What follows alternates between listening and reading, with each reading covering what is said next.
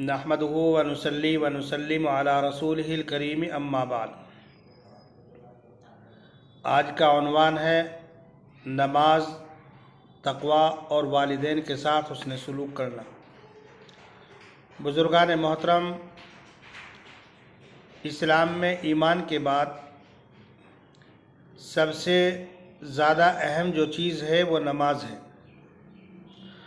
اور نماز کی اہمیت کا اندازہ اس بات سے لگایا جا سکتا ہے کہ رسول اکرم صلی اللہ علیہ وسلم نے ارشاد فرمایا کہ قیامت کے دن سب سے پہلے نمازی کا حساب و کتاب ہوگا۔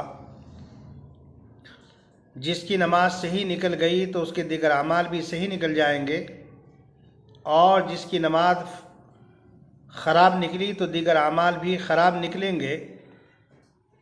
حضرت عمر رضی اللہ تعالیٰ عنہ نے اپنے گورنروں کو خط لکھا، اور اس خط کے اندر یہ تحریر فرمایا کہ میرے نزدیک سب سے اہم چیز نماز ہے، اور جو تم میں سے نماز کو ضائع کرنے والا ہوگا تو دیگر امور کو اور دیگر اعمال کو بدرجہ اولا ضائع کرنے والا ہوگا۔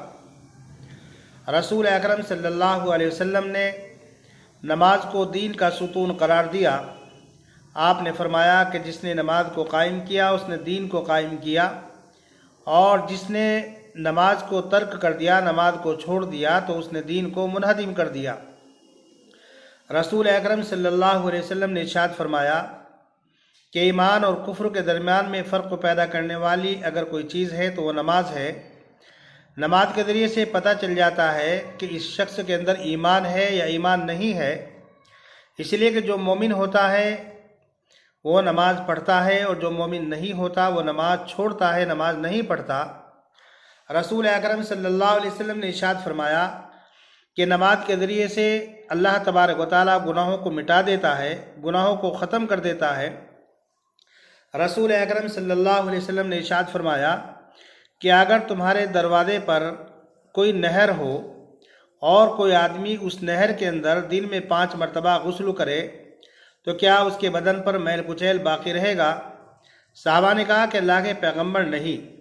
آپ نے فرمایا کہ اسی طریقے پر جو آدمی دن میں 5 وقت نمازوں کا اہتمام کرتا ہے تو اللہ تبارک و تعالیٰ اس کے گناہوں کو مٹا دیتا ہے، اور ایسے شخص کے اوپر گناہ باقی نہیں رہتے۔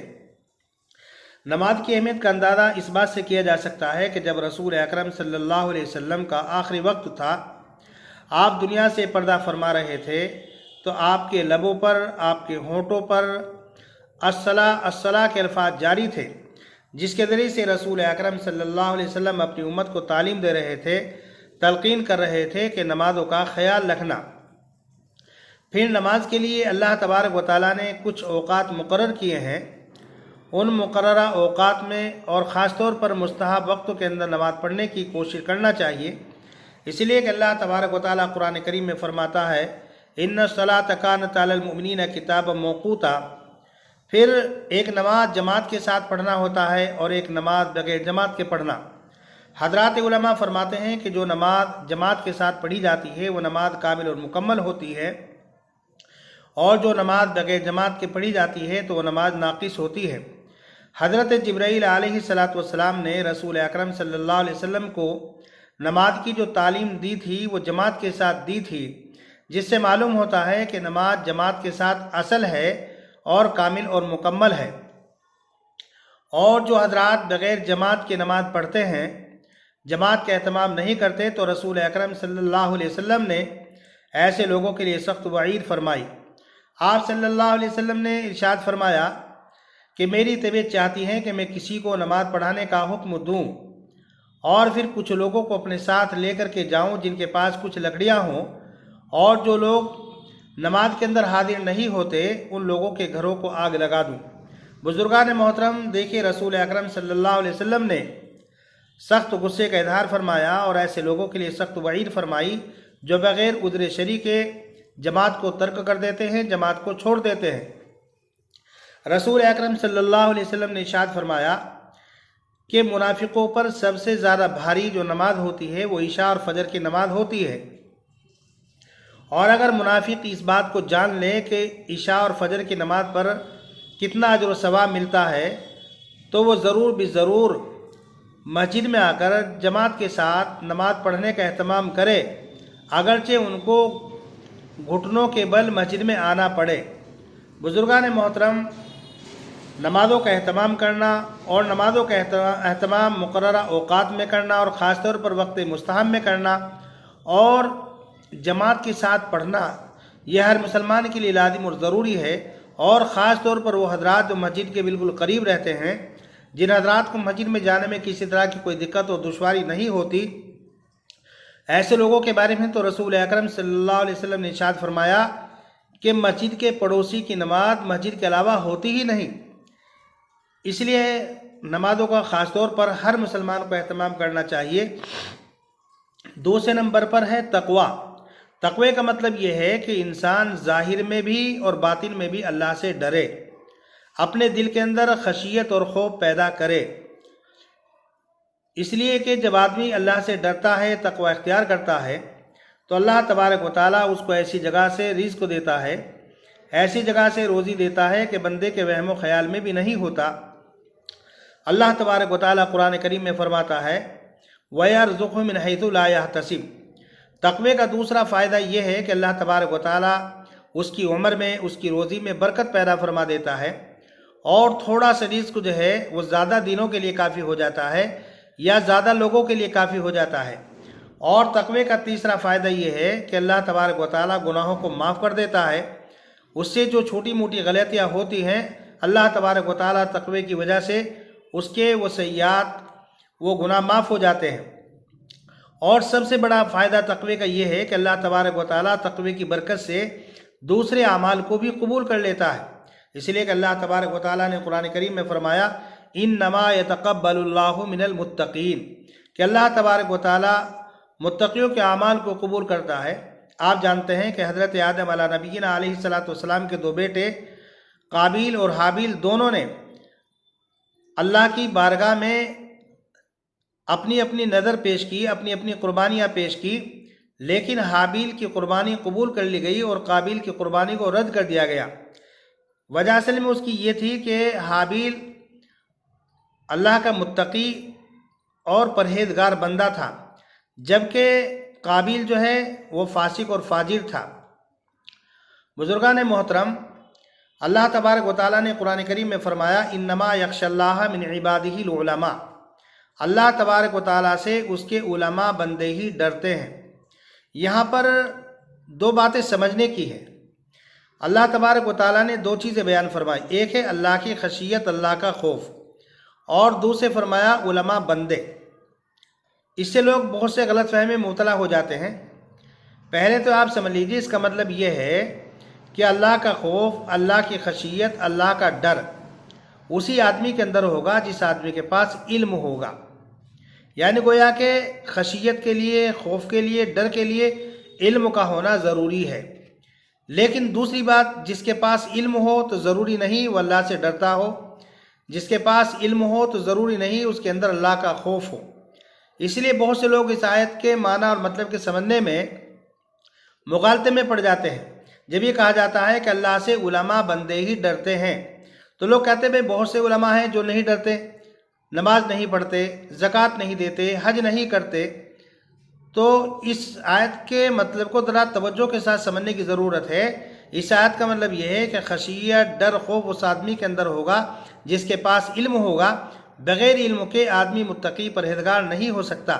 لیکن ضروری نہیں جس کے پاس علم ہو اس کے اندر خشیت بھی ہو، اس کے اندر ڈر بھی ہو سکتا ہے علم ہے لیکن اس کے پاس ڈر خوف نہ ہو۔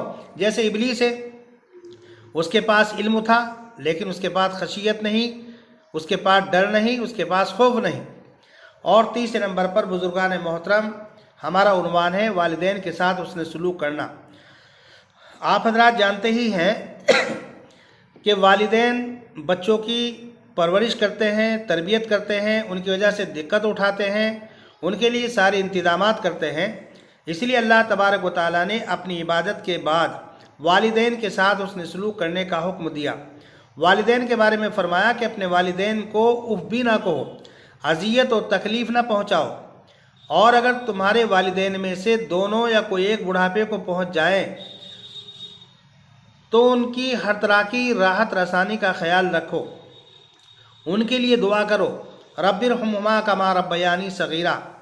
بزرگان محترم، والدہ جو ہے اس کے قدموں کے نیچے جنت ہے، والد جنت کا دروازہ ہے۔ رسول اکرم صلی اللہ علیہ وسلم سے معلوم کیا گیا میں کس کے ساتھ اس نے سلوک کروں؟ آپ نے فرمایا والدہ کے ساتھ۔ دوبارہ پھر یہی سوال کیا گیا، پھر آپ نے فرمایا والدہ کے ساتھ۔ تیسری مرتبہ سوال کیا گیا، پھر آپ نے فرمایا والدہ کے ساتھ۔ چوتھی مرتبہ یہی سوال کیا گیا، پھر آپ نے فرمایا اپنے باپ کے ساتھ۔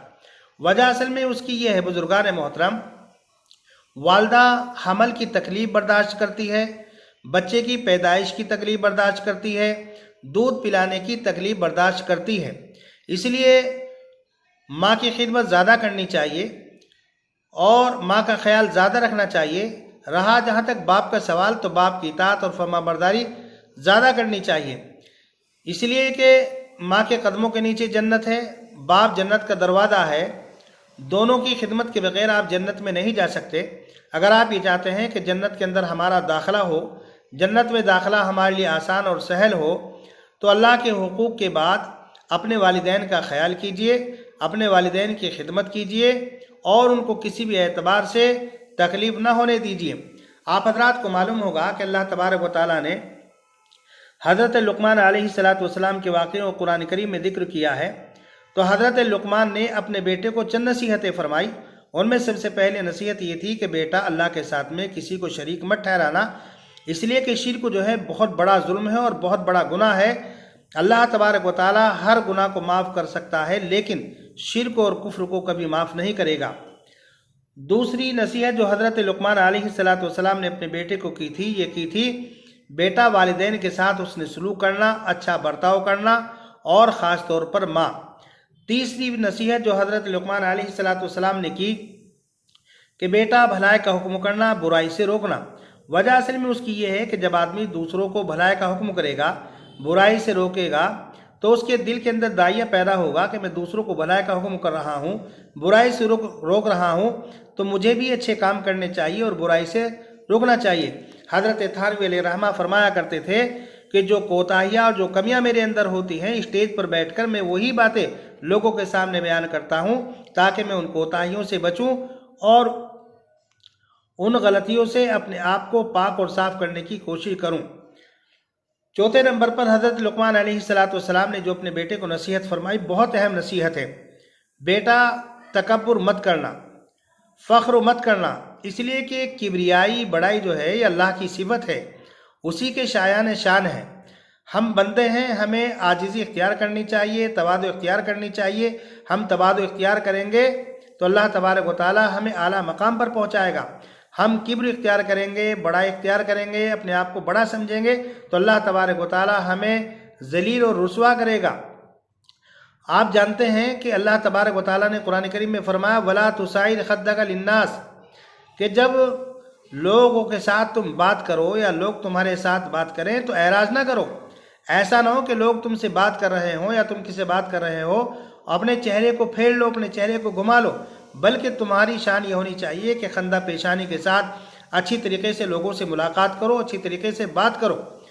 اور پھر آگے فرمایا وَلَا تَمْشِ فِي الْأَرْضِ مَرَحًا، زمین میں اکڑ کر کے مت چلو، اس لیے کہ اگر تم زمین میں اکڑ کر کے چلو گے، پاؤں کو زمین پر تکبر سے رکھو گے، تو کیا تمہارے اکڑ کر کے چلنے کی وجہ سے زمین پھٹ جائے گی یا تم پہاڑوں کی لمبائی کو پہنچ جاؤ گے؟ کچھ نہیں ہوگا علاوہ نقصان کے۔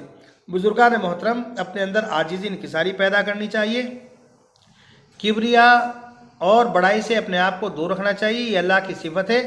آپ کو معلوم ہوگا کہ ابلیس، جس کو طاؤس الملائکہ کہا جاتا تھا، عبادت گزار تھا، لیکن کبر اور تکبر کی وجہ سے راندہ درگاہ ہو گیا، ذلیل اور رسوا ہو گیا۔ بزرگان محترم، یہ تین باتیں جو بیان کی گئی، نمبر 1 نماز، نمبر 2 تقوی، نمبر 3 والدین کے ساتھ اس نے سلوک کرنا۔ اللہ تبارک و تعالیٰ سے دعا ہے کہ اللہ تبارک و تعالیٰ مجھے بھی ان کی توفیق مرحمت فرمائے اور آپ حضرات کو بھی ان کی توفیق مرحمت فرمائے۔ وما علینا الا البلاغ۔